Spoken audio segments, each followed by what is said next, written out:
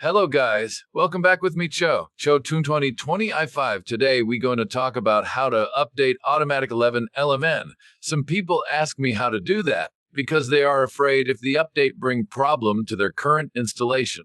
Here how to do that. Open your stable Diffusion Web UI folder in the parent directory where there are system and web UI. There is an update.bat file. Simply double click that file. Update will be performed.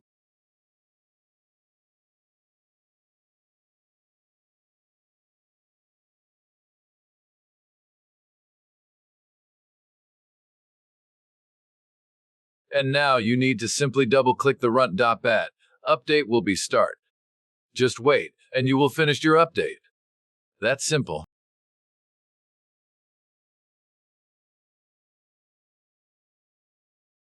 Anyway, guys, that's it for today's video. Thank you for watching. Don't forget to like, share, and comment. See you again on the next episode. And have a nice day. Please subscribe.